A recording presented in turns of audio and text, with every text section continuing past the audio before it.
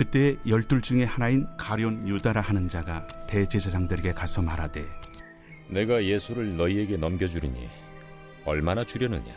그들이 은 30을 달아주거늘 그가 그때부터 예수를 넘겨줄 기회를 찾더라. 무교절의 첫날에 제자들이 예수께 나와서 이르되 유월절 음식 잡수실 것을 우리가 어디서 준비하기를 원하시나이까?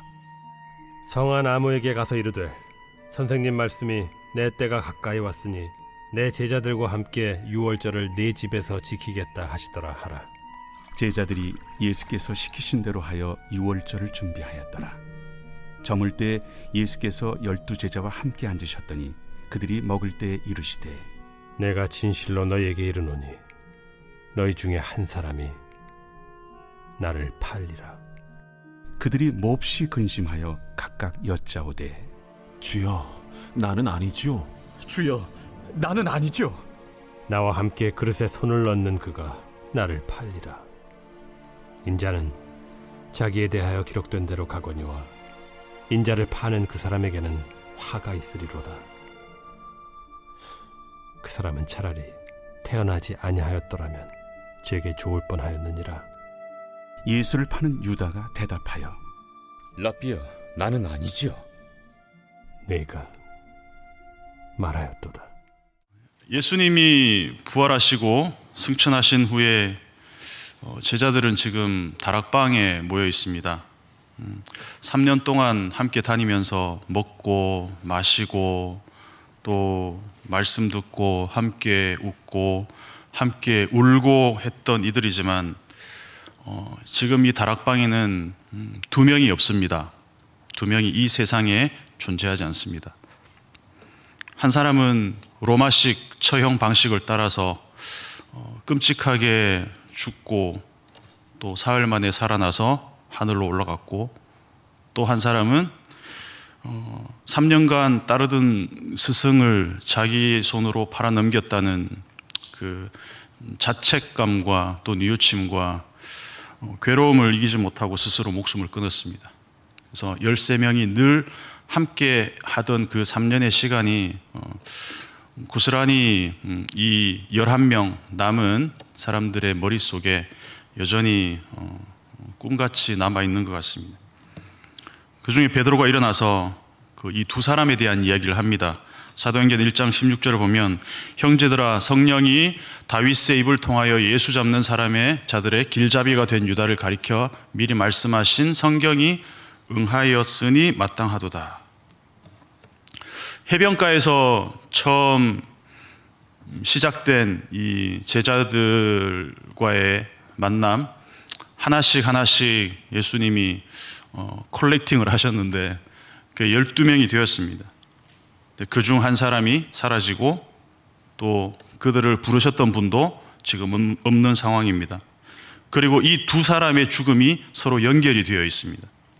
왜 제자는 스승을 팔아넘겼을까? 왜 스승은 자기의 제자가 자기를 배반할 것을 알면서도 끝까지 돌이킬 기회를 주고 있었을까? 오늘은 나를 따르라 10번째 가룟 유다의 이야기입니다. 앞서 살펴봤던 사도행전 1장의 제자들의 명단, 다락방에 올라가던 제자들의 명단에서 사복음서에 기록된 제자들의 12명의 이름 중에서 한 사람이 빠져 있습니다. 베안야요 빌바도마 야다시가 중에 가가 빠졌습니다. 가버렸습니다. 인간 실격이라는 책의 저자 다자이 오사무라는 사람이 있는데, 이 사람은 2차 대전 후에 황폐해진 인간 사회, 특히 일본 사람들, 청년들로부터 많은 지지를 받았습니다. 제가 집에서 그 민음사의 인간 실격을 꽤 오래전에 읽었던 기억이 있는데 그 뒤에 직소라는 작품이 있는 걸 제가 몰랐어요. 그냥 인간 실격만 읽고 그를 몰랐다가 이번에 가룟 유다 설교를 준비하면서 그 책을 읽게 됐습니다. 20페이지밖에 안 됩니다. 짧은 내용입니다. 직소라는 말 자체가 직접 가서 읍소한다, 이런, 말하자면 뭐 사전에 이렇게 나와 있어요. 규정된 절차를 밟지 않고 윗사람에게 직접 호소함. 내용은 이런 내용입니다. 가룟 유다가 로마인인지 뭐 그 유대인인지는 모르겠지만 황급하게 누군가를 찾아가서 자기가 왜 예수를, 스승을 팔아 넘기는지에 대해서 막 혼자서 막 횡설수설하면서 그냥 빈틈없이 계속 혼자 독백하는 내용으로만 20페이지가 채워져 있습니다. 대략적인 내용이 이렇습니다. 소설에서는 가룟 유다와 예수님이 같은 나이로 소개가 돼요. 33살. 나랑 나이가 같은. 나이는 같지만 스승이자 주인으로 섬겨왔다는 거죠. 가룟 유다가 예수님을. 근데 같이 제자로 뽑힌 놈들을 보니까 하나같이 맨날 뭐 이렇게 한 자리 해먹을 궁리만 하고 맨날 빵을 구하러 다니고 뭔가 이렇게 경제적인 관념이 있는 거는 나밖에 없는 것 같은데, 그런 얘기를 가룟 유다가 하는 거예요. 내가 부지런히 돈을 모아 놓으면은 우리 스승님은 그걸 홀라당 그냥 다 써버린다는 겁니다. 솔직히 이 시시한 제자들 다 정리하고 선생님하고 선생님 어머니인 마리아하고 저하고 셋이서 그냥 조촐하게 지내는 것도 괜찮겠다, 이렇게 생각을 했다는 거예요. 그러면서 이제 엿새 전에 이야기를 합니다. 가룟 유다가 이 베다니의 시몬이라는 사람 집에서 식사를 하던 도중에 갑자기 마리아라는 여자가 그 비싼 향유 옥합을 예수님 머리에 막 붓기 시작하느라는 거죠. 그러니까 너무 화가 나서 소리를 질렀습니다. 바보야, 그거 팔면 300데나리온은 받을 텐데 가난한 사람들한테 나누어주면 얼마나 사람들이 기뻐하겠어. 그런데 우리 선생님이 오히려 그 여자한테 마음이 뺏겼다는 거예요. 오히려 칭찬을 하고 있는 거예요. 그러니까 그 여자가 그분을 나에게서 빼앗아갔다, 이런 표현을 쓰고 있어요. 네, 그러고 나서 마침내 예루살렘으로 들어가는 날에 이 우리 스승님이 늙어 빠진 나귀에 걸터 앉아서 터벅터벅 걸어가는 모습을 보니까 그때 이제 결심이 섰다는 거죠. 마음이, 아, 우리 선생님 이젠 내리막길이구나. 꽃이 시들기 전에 가장 아름다울 때 잘라버리는 게 좋은 것처럼 차라리 내 손으로 저분을 죽음에 넘겨주는 게 낫겠다, 이런 결심을 했다는 겁니다. 그러니까 그분을 향한 내 사랑의 마지막 도리는 어차피 죽을 목숨 내 손으로 팔아 넘기자. 뭐 대충 이렇게 유다가 예수님을 팔아 넘기려 와서 횡설수설하는 장면으로 소설 전체가 이루어져 있습니다. 물론 이 다자이 오사무라는 작가 개인의 어떤 개인의 차원에서 가룟 유다의 감정에 이입을 해서 이 소설을 쓴 뭐 상상력이 풍부한 소설이지만, 저는 이 짧은 소설이 굉장히 저한테 울림을 줬습니다. 성경 이상은 아니지만. 그리고 이 작가도 39살의 나이에 스스로 목숨을 끊었습니다. 무려 5번의 자살 시도를 해서 5번째 성공을 했습니다. 성공이 뭐 좋은 성공인지는 모르겠지만 그것도 자기 애인과 동반 자살을 했습니다. 이 다자이가 어필하고자 했던 게 뭐냐? 인간실격이라는 소설도 굉장히 인간의 모습을 해부학적으로 이렇게 그러니까 표현해 놓은, 정말 읽고 있으면 아, 이게 우리 이야기구나, 이게 인간의 모습이구나라고 그냥 직관적으로 알 수 있을 정도로 그런 소설입니다. 우리는 가룟 유다라고 했을 때 곧바로 예수를 팔아먹은 배신자, 악질, 차라리 나지 않았으면 좋았을 사람, 그냥 다이렉트로 그렇게 생각을 하지 않습니까? 근데 이번에 저는 설교를 준비하면서 그렇게 간단하게 평가할 수만은 없겠구나라는 생각을 좀 하게 되었습니다. 가룟 유다가 처음부터 예수님을 팔 생각을 했겠습니까? 예수님의 제자가 된 순간부터 그분의 말씀, 삶, 그 아름다운 삶의 그 자취들, 인격, 이런 걸 보면서 다른 제자들처럼 유다도 자기만의 꿈과 비전과 저분과 함께할 어떤 그런 소망들이 있지 않았겠습니까? 과연 그러면 어떤 계기로 가룟 유다는 역사상 가장 끔찍한 어떤 배반자의 유형으로, 원형으로 그렇게 남게 되었을 거예요. 오늘 읽은 마태복음 26장 전체가 예수님의 죽음과 관련된 내용들로 가득 차 있습니다. 그리고 그 모든 현장에 가룟 유다가 직간접적으로 연결되어 있습니다. 26장 2절에서 예수님은 제자들에게 자기 자신이 이틀 후 6월절에 십자가에 못 박히기 위해서 팔리리라 라고 말씀을 하시죠. 근데 마태는 유다의 이름을 직접적으로 밝히진 않습니다. 근데 요한복음 13장에서는 마귀가 유다의 마음에 예수를 팔 마음을 넣었다라고 기록합니다. 요한복음 13장 2절에 그렇게 나옵니다. 그리고 6절부터 13절까지 향유 옥합 사건이 나옵니다. 이 부분은 시간 순서대로 쓰여진 게 아니고 의도적으로 삽입되었습니다. 성경이 전부 시간 순서대로 이게 적혀 있는 건 아니라는 건 아시죠? 연대기적으로 쓰인 게 아니라는 거 아시죠? 의도가 있습니다. 그러나 이 이야기에도 가룟 유다가 등장합니다.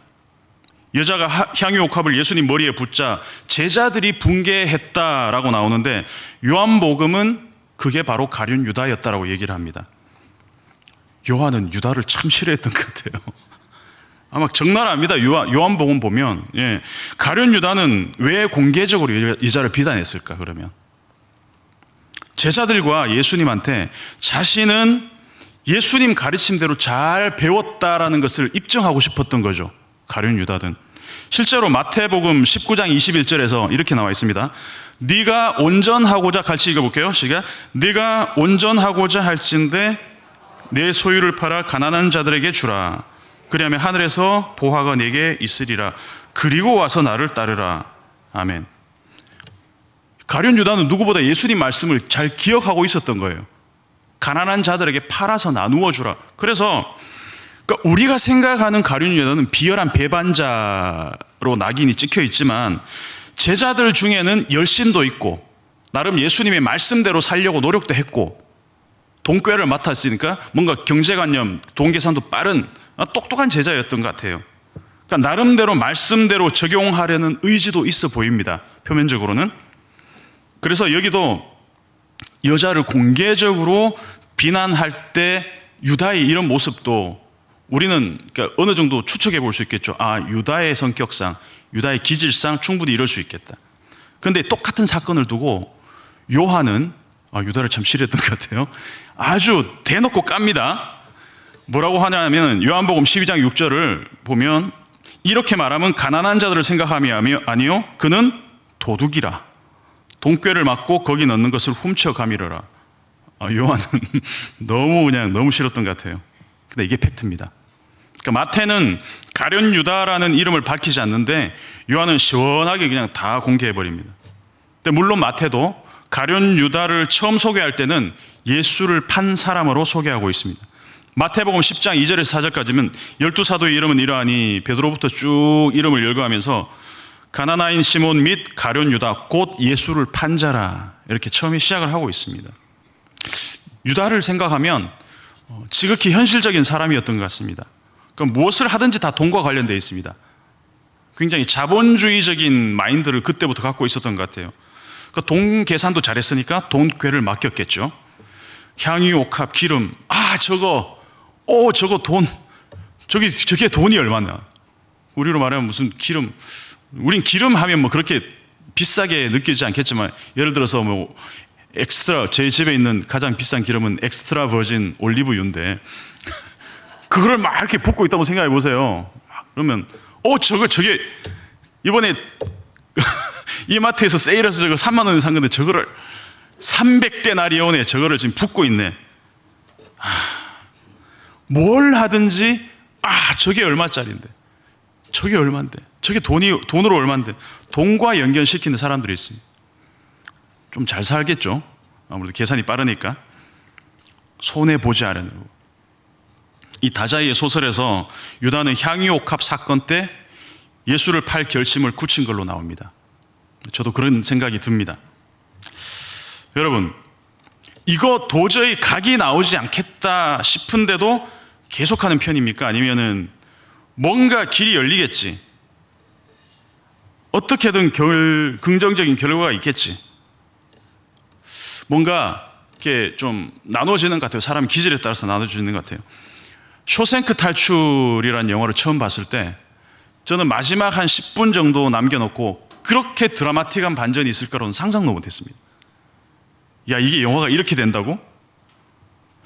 유다가 그런 생각하지 않았겠습니까? 한번 내가 가룟 유다라고 생각하고 한번 생각을 해보십시오. 아무리 봐도 이 사람은 유대인을 로마에서 구해낼 수 있는 메시아, 그들이 생각하는 그런 메시아가 될 수 없다라고 시간이 갈수록 점점 생각하지 않았겠습니까? 어차피 죽는 게 기정사실이라면 내 손으로 팔아넘기는 것도 괜찮지 않을까? 이런 생각이 들었겠죠. 만약에 한번 가정을 해보십시오. 진짜로 이 현실에 내가 가룟 유다라고 생각하고 한번 가정을 해봅시다. 3년 동안 예수님을 따라다니면서 정치적 입지를 다지고 군사력을 강화시키고 만나는 사람마다 아주 자기를 어필해서 사람들이 점점 많이 따르잖아요. 예수님을 사람들이. 그러면서 예수님의 세력이 엄청나게 불어날 겁니다. 예루살렘, 유대를 뛰어넘어서 인근 국가까지 이렇게 규합을 하는 겁니다. 자, 로마를 뒤집을 수 있는 힘이 되었다라고 어느 정도 판단이 서는 순간이 있을 겁니다. 그러면 와, 이제 우리 예수님이, 우리 주님이 메시아로서 우리를 구하시고 이 로마에서 우리를 구해내시는구나라는 생각이 들면 12제자 중에 누가 가장 먼저 이 최전선에서 예수님을 위해서 뛰겠습니까? 첫 번째로는 지난주에 문 목사님이 설교하신 가나나인 시몬, 셀롯 땅, 그냥 몸으로 격파하는 사람들 아닙니까? 열심당원들, 이런 사람들, 그리고 가룟 유다 같은 사람들. 그런데 여러분, 현실은 어떻습니까? 3년 동안 한 게 뭐죠? 맨날 먹고 내일도 먹고 모레도 먹어, 안식이라도 먹어, 그냥 사 먹을 돈이 없으니까 얻어먹고 또 뭐 조금밖에 없으니까 막 이렇게 많이 또 막 만들어가 먹고 너무 먹으니까 사람들이 뭐라 그럽니까? 저 식탐 아니야 저거? 먹기를 탐하는 사람이라고까지 말을, 얼마나 먹었는지. 그냥 먹는 것밖에 없었어요. 그리고 만나는 사람들, 죄다 가난하고 병들고 뭐 죄짓고 손가락질 받고 이런 사람들만 만나고 다닙니다. 영향력 있는 사람, 뭔가 정치적인 입지를 다질 만한 사람은 하나도 안 만나요. 그 사람들 맨날 욕하고 뭐 독사의 자식들아 이러고 다 막 그냥 적만 만들고 있고, 심지어 최근에는 맨날 죽는다 그래요. 내가 곧 죽는다. 그러니까 가룟 유다 입장에서는 어떤 마음이 들었겠습니까? 그리고 같이 따라다니는 동료들, 맨날 뭐 네가 잘났니, 내가 잘났니, 내가 크니, 네가 크니 이러고 있고, 또 엄마들까지 와가지고 막 치맛바람, 우리 아들 좀 막 이러고 있어요. 저는 한번 생각을 해봤습니다. 가룟 유다였다면, 와, 이거 답이 없다. 이거 같이 따라다니는 저 11명도 그렇고 예수님도 그렇고 이거 답이 없다. 얼마나 한심하게 비쳤겠습니까? 아무리 봐도 내가 이 사람을 더 이상 따라다니는 것은 의미 없다. 어차피 이 사람은 곧 죽는다. 이걸 깨달은 거죠. 오늘 읽은 본문에서 드디어 오늘 본문으로 가룟 유다가 예수를 넘겨줄 계획을 갖고 딜을 합니다. 얼마 줄래요? 은 30 줄게. 콜. 은 30이 그렇게 큰 돈이 아니었다 그래요. 근데 지금 돈이 문제가 아니라는 거죠. 그가 그때부터 예수를 넘겨줄 기회를 찾더라. 자, 여기서 26장에 넘겨주다, 팔다라고 번역되는 이 파라디도미, 같이 해볼까요? 파라디도미. 저번 주에 우리 문 목사님이 퀴즈를 내시던데, 저도 퀴즈는 아니고 이 파라디노미를 설교 끝나고 나서도 기억하시는 분이 계시면 제가 세 분에 한해서 커피를 쏘겠습니다. 설교가 끝나고, 세 분까지만. 파라디도미, 파라는 옆에, 디도미는 주다란 뜻입니다. 우리 지난주에 그 영상 보셨던 것처럼 연탄 배달할 때 옆에 분한테 옆에 넘겨주는 거, 옆에 주잖아요. 파라디노미 생각하시면 됩니다. 옆에 넘겨주는 거, 그게 팔아 넘기다, 넘겨주다. 파라디도미. 이게 26장에만 10번이 나옵니다. 대부분 유다가 주어로 쓰이고 있습니다. 물론 유다는 최종적으로 주님을 팔아넘긴 파라디돔이 한 사람입니다. 그죠? 근데 유다도 개인적으로 얼마든지 회개하고 돌아올 기회가 있었습니다. 내가 지금 무슨 생각을 하는 거지? 아무리 현실적으로 가능성이 없는 일이라도 스승을 팔 생각을 하다니 돌아설 기회는 얼마든지 있었습니다. 근데 유다는 브레이크를 밟지 않았습니다. 저는 개인적으로 가룟 유다와 같은 결정을 수시로 하면서 살아간다고 생각합니다. 그러니까 주님의 시간을 기다리는 것보다는 내가 계획한 시간, 내가 계획한 그림 그대로 흘러가지 않을 때, 계산이 서는 일이 아닐 때, 와, 이거 계산 안 된다, 이거는 도저히 각이 안 나온다고 생각할 때 저는 가차없이 주님을 팔아 넘기는, 좀 극단적으로 얘기하자면 주님을 매도하는 그런 때가 종종 있습니다. 그러니까 주님의 길을 매도하고 다른 내가 생각하는 방식의 길을 매수하는 겁니다. 마치 주식을 사고 파는 것처럼, 주님, 제가 잠시 다른 방식을 모색해 보겠습니다. 이거는 그 순간 주님이 원하시고 주님이 함께 하시는 그 길을 매각하는 겁니다. 그리고 나서 또 한번 박살이 나고 나서는 주님, 제가 잠시 미쳤었나 봅니다. 그리고 다시 주님의 길, 주님을 다시 사옵니다. 팔고 사고, 팔고 사고. 주식도 아니고. 제가 가룟 유다의 이야기를 읽으면서 저 안에 많은 좀 찔림이 있었습니다. 바울의 위대한 점이 무엇일까요? 이런 바울. 주님을 만나기 전에 바울은 어떤 사람이었습니까? 바울은 가룟 유다보다 더 악질이었습니다. 사도행전 8장 3절을 보면 사울이 교회를 잔멸할 새 각 집에 들어가 남녀를 끌어다가 옥에 넘기니라. 파라디노미. 가룟 유다가 했던 그 팔아넘기는 행위를 바울은 그냥 예수 믿는 남자 여자를 막론하고 족족 그냥 파라디노미 했다는 거예요. 이제 22장 4절을 보면 내가 이 돌을 박해하여 사람을 죽이기까지 하고 남녀를 결박하여 옥에 넘겼노니. 파라디노미. 여러분, 죄의 이 중량만 놓고 보면 바울과, 그러니까 사울과 가룟 유다 누가 더 악질입니까? 사울이었습니다. 남자 여자 가리지 않고 다 죽였습니다. 그런데 뭐가 바울과 유다의 운명을 갈랐습니까? 바울은 예수님을 만나고 나서 자신의 길이 완전히 틀렸다는 것을 인정하고 난 다음에는 바울은 그 돌이킨 길을 한 번도 다시 돌이키지 않았습니다. 남녀를 막론하고 파라디돔이 넘겨주던 그 바울이 이제는 자신이 예수를 전하는 것 때문에 오히려 파라디돔이 되는, 넘겨주고 이리저리 토스되는 그런 삶이 되었다는 것입니다. 주님은 계속해서 유다에게 기회를 주고 계십니다. 26장 21절을 보면 진실로 진실로 너에게 이르노니 너희 중에 한 사람이 나를 팔리라. 가룟 유다가 나를 팔리라 라고 지목을 한 것이 아니라 너희 중 한 사람이라고 말씀입니다. 여러분, 제자들이 알아서 맞추겠지 이런 생각으로 말씀을 하신 게 절대 아닙니다. 여러분, 그 이유가 뭘까요? 12명 모두에게 인간의 나약함이라는 공통 분모가 있다라는 것을 각성시키기 위해서라는 것이죠. 그리고 가룟 유다 개인에게는 심리적인 압박을 통해서 지금이라도 돌이킬 기회를 예수님이 주고 계신다는 것입니다. 그러니까 제자들이 몹시 근심하여 각각 한 명씩 물어봤다 그랬습니다. 주여, 나는 아니지요. 나는 아니지요. 아니, 자기가 아니라고 확신을 할 거 아니에요. 이게 확실하다면. 그런데 이 제자들이 나는 아니지요라고 물어보는 이유가 뭐겠습니까? 나도 나를 모르겠다는 거죠. 내가 진짜 주님을 팔 수도 있지 않을까라는 자기 확신이 없다는 겁니다, 여러분. 이게 인간입니다. 이게 이 다자이 오사무가 얘기했던 인간의 나약함이라는 것입니다. 나도 주님을 팔 수 있을까? 나도 그때가 되면 이런 가능성을 12명 모두가 다 갖고 있었다는 것입니다. 주님이 한 번 더 말씀하십니다. 나와 함께 그릇에 손을 넣는 그가 나를 팔리라.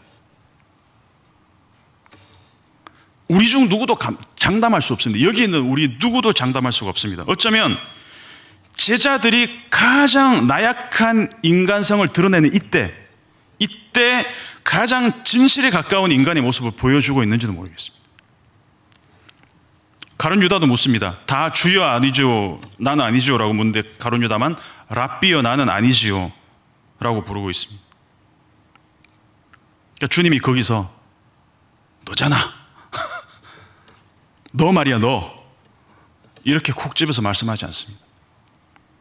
이것만 보면 예수님은 유다를 지적하시면서 지적은 하시는데 유다 개인만 알아들을 수 있는 방법으로 유다에게 말씀을 하고 계십니다. 범인을 공개하고 있지 않습니다.